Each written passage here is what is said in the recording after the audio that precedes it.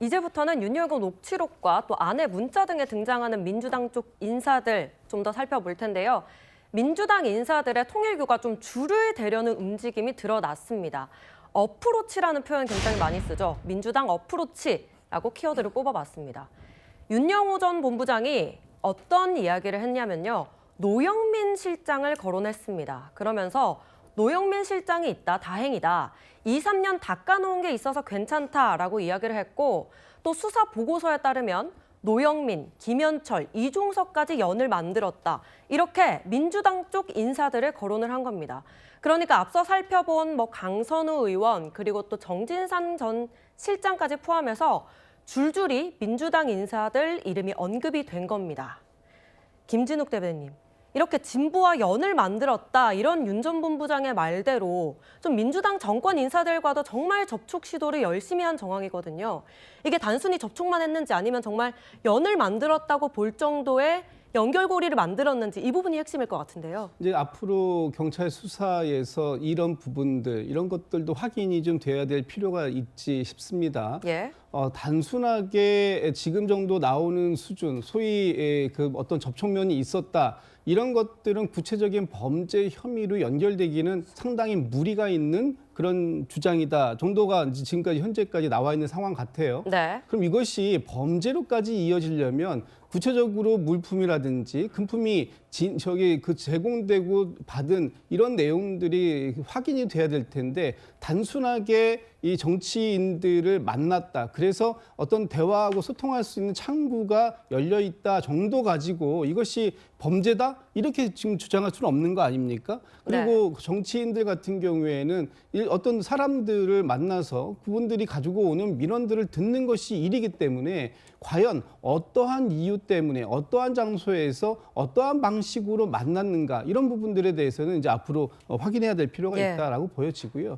지금 통일교 측에서 이 해외의 그 유명 인사들을 우리 국내 정치권에 연결시킨다든지 이런 방식으로 다양한 방식의 접근이 있었는데 그러한 접근이 다 무조건적인 불법적인 행위다 이렇게 규정지을 수 없는 상황이라면 앞으로 추가적인 그런 사실관계 확인들은 필요해 보이고 현재까지 이 연결이 되었다고 하는 분들이 나는 단순하게 그분들을 한두 차례 만나서 그 관련된 이야기를 들은 것 외에는 사실관계가 너무나 다르다 이렇게 주장하고 있는 상황이기 때문에 이 부분까지도 확인해 볼 필요는 있을 것 같습니다. 예, 방금 그래픽에도 저희가 보내드렸는데요. 이 조금 전 언급된 민주당 관련 인사들 모두 관련성을 부인을 하고 있는 상황입니다. 이 녹취에 보면 윤 전 본부장이 22년 대선 때 이재명 후보 쪽에서 다이렉트로 한학자 총재, 어머님을 뵈려고 전화가 왔다. 우리가 어느 한쪽이 밀었다 느껴지지 않게 신세지게끔 해야 한다. 이렇게 강조도 했습니다. 그리고 오늘 한동훈 전 국민의힘 대표가 SNS에 이런 글을 올렸는데요.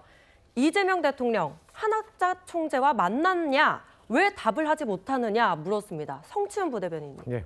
이 대통령 측 입장을 좀 요구하고 있는 상황인데요. 글쎄요, 만났다 만났다 입장은 아직 안 나온 걸로 알고 있는데 일단 저 통화가 2월 28일이잖아요. 그때 왜 저런 접근이 있었을 수 있냐면 2월 중순에 윤석열 전 대통령이 그 평화 서밋, 그 통일교에서 주최하는 행사에서 마이크 펜스 부통령을 만났습니다. 사실 그 행사에 이재명 당시 후보에게도 초청 요청이 있었는데 이재명 후보가 가지 않았죠. 아마 한학자 총재를 만나고 싶었다면 그 행사에 갔으면 되는 겁니다. 근데 그 행사에 가지 않았고 사실 그 행사에 가지 않았기 때문에 윤석열 전 대통령과 마이크 펜스 당시 부통령이 따로 만났고 그리고 사실상 통일교가 윤석열 후보에 대한 지지로 돌아섰다라는 평가들이 많이 나왔거든요.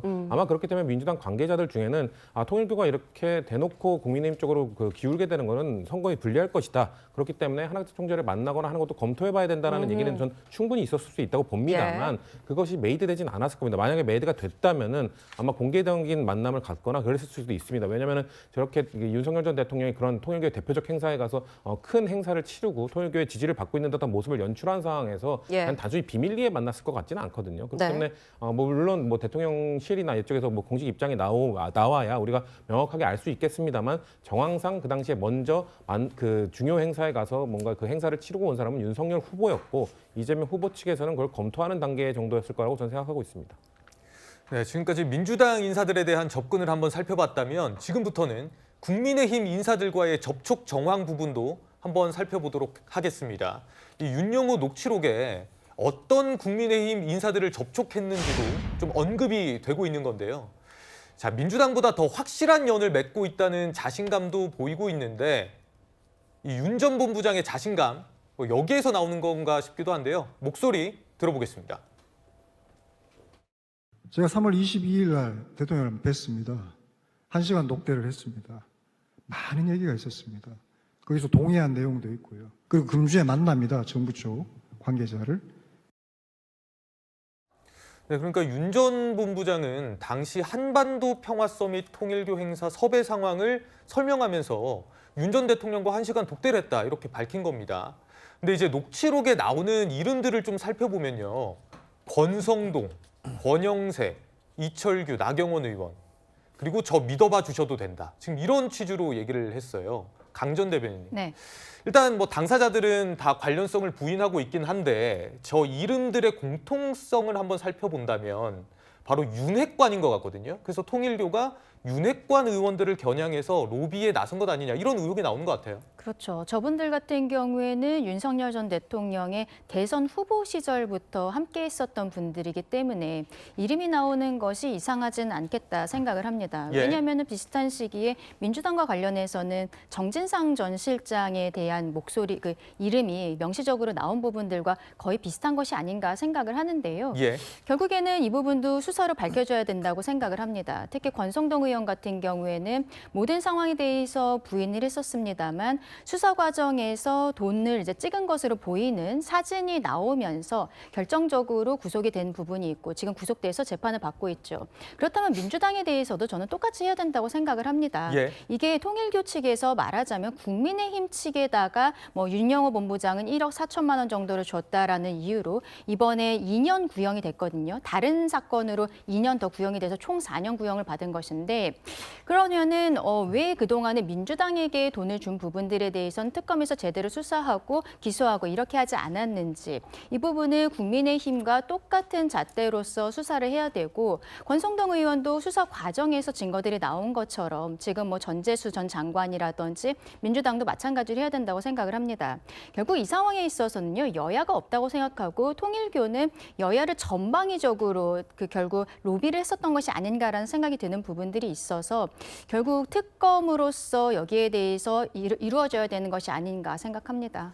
네. 그런데 지금 이제 20명 넘는 여야 정치인들에 대한 폭로를 한 윤영호 전 본부장이 지금 진술이 오락가락한다는 평가가 나오고 있습니다. 어제 권성동 의원 재판에 증인으로 출석을 했는데요.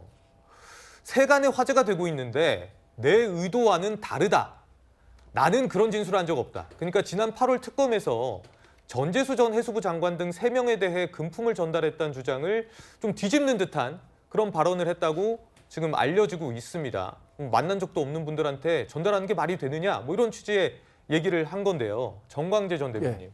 그런데 이 윤영호 본부장이 지금까지 이제 계속 뭐 폭로도 하고 해왔는데 갑자기 진술을 바꾼 이 부분은 좀 어떤 전략이라고 봐야 될까요? 어떤 이유입니까? 윤영호 전 세계본부장에 대한 검찰의 최종 구형량이 징역 4년입니다. 예. 징역 4년은 법조계 의견을 종합해 보면 결국에는 뭐 판사의 감형 뭐 이런 것들을 통해서 마지막엔 결과적으로 집행유예까지 나올 수도 있다라는 이야기들을 하고 있어요. 윤영호 전 본부장으로서는 지금 자신의 형량을 줄이는 게 본인이 갖고 있는 최대의 목표일 겁니다. 그래서 여러 가지 이야기를 했었는데 이 이야기들에 대한 결과로 이재명 대통령까지 국무회의에서 2번 연속이나 통일교 해산과 관련한 이야기를 했고 예. 다각적인 뭐 압박이 있었을 것 같아요. 그런데 결과적으로 본인의 카드가 일정 정도 먹혔다라고 생각했을 가능성이 큽니다.